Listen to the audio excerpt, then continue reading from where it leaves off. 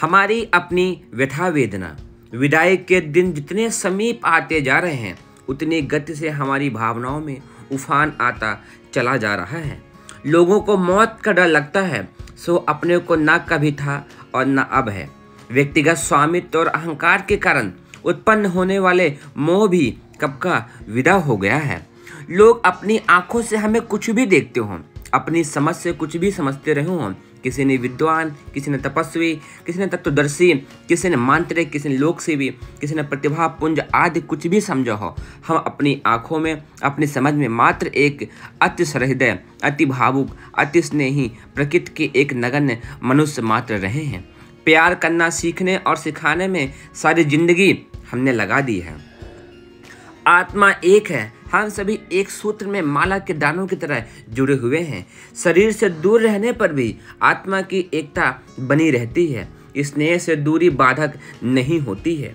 स्नेहियों की स्नेह और अनुग्रहों के अनुग्रह का जितना ऋणभार लेकर विदा होना पड़ रहा है, यह सोचकर कभी कभी बहुत ही कष्ट होता है। अच्छा होता जन्म से ही कहीं एकांत में चले गए होते।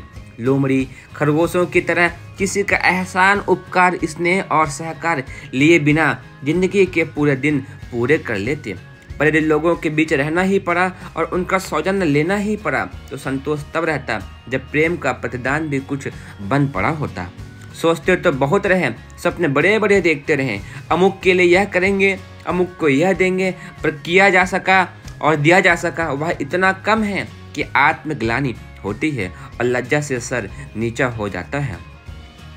कदाचित कुछ दिन और ठहरने का अवसर बन जाता तो और कुछ आशा शेष न थी, केवल एक इच्छा अवश्य थी कि असीम स्नेह बरसाने वाले स्वजनों के प्रति दान में जो कुछ अपने भीतर बाहर और कुछ शेष बच रहा है, उसे राय रत्ती देख कर जाते और सबके चरणों के धूल सिर पर रख कर कहते कि इस नगण्य से प्राणी से अभी इतना ही बन पड़ा। 84 लाख योनियों में यदि विचरण करना पड़ा तो हम शरीर को लेकर आप लोगों की सेवा में उपलब्ध और सहकार का कुछ न कुछ ऋणभार चुकाने के लिए श्रद्धा के साथ उपस्थित होते रहेंगे। और जिस शरीर से जितनी सेवा बन पड़ेगी, उनकी कृतज्ञता और श्रद्धा व्यक्त कर सकने की क्षमता रहेगी, उसका पूरा उपयोग आपके समक्ष हम अवश्य ही लेकर बार बार आते रहेंगे। वियोग के घड़ियों में भी संतोष केवल इस बात का है कि दूसरे लोग भले ही शरीर समेत हमसे मिल न सके, पर जिन्हें अभीष्ट है उनके साथ भावनात्मक संबंध यथावत बना रहेगा। वरन सच पूछा जाए तो और भी अधिक हो जाएगा। अति व्यस्तता और अल्प सामर्थ्य के कारण स्वजनों के लिए जो सोच और कर सकना अभी संभव नहीं हो पा रहा है, वह तब बहुत ही सरल हो जाए।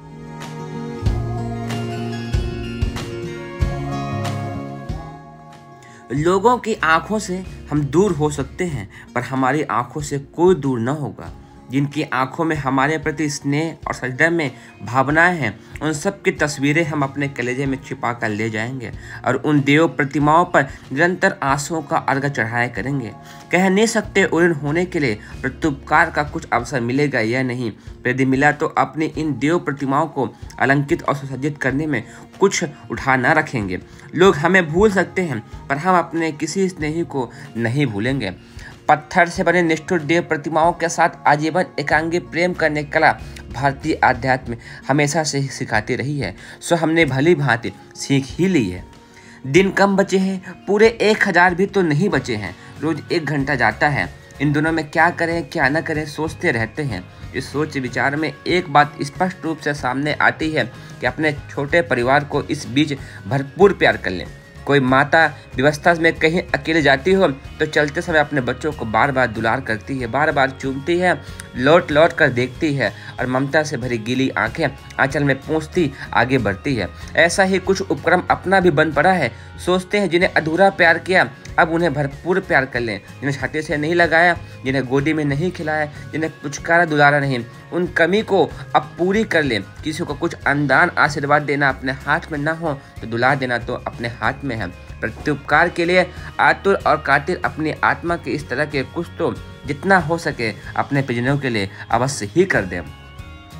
पुरुष की तरह हमारी आकृति ही बनाई है, कोई चमड़ी उधार कर देख सके तो भीतर माता का हृदय लगा मिलेगा, जो करुणा, ममता, स्नेह, आत्मीयता से हिमालय की तरह निरंतर गलते रहकर गंगा यमुना बहाता रहता है। इस दुर्बलता को मोह ममता तो कहा जा सकता है, पर निश्चय ही यह भीरुता या विवशता नहीं है। सहेलियों से बिछड़ते हुए पति के घर जाते हुए जिस तरह किसी नववधू की दुधा मन स्तुति होती है, लगभग वैसी ही अपनी है। और रुधा कंठ एवं भावनाओं के उफान से उफनता अंतःकरण लगभग उसी स्तर का है। रात को बिना कहे चुपचाप पत्थर की तरह चल खड़े होने का साहस अपने में नहीं, इस स्तर का वैराग्य अपने को मिला नहीं। इसे सौभाग्य या दुर्भाग्य जो भी कहा जाए, हम तो ऐसे ही हैं। प्यार, प्यार और प्यार, यही हमारा मंत्र है। आत्मीयता, स्नेह और श्रद्धा, यही हमारी उपासना है। सो बाकी दिनों में अब अपनों से अपने बात ही नहीं कहेंगे, अपने सारी ममता भी उन पर उड़ेलते रहेंगे। शायद इससे परिजनों को भी किंचित सुखद अनुभूति मिले। प्रतिफल और प्रतिदान की आशा किए बिना हमारी भावना प्रवाह तो अविरल जारी ही रहेगी। परिजनों से परिपूर्ण स्नेह इन दिनों पिछले दिनों का हमारा उपहार है, जिसे कोई भुला सके तो भुला दे। हम तो जब तक मस्तिष्क में स्मृति और हृदय में भावना के स्पंदन है, आजीवन उसे याद ही रखेंगे।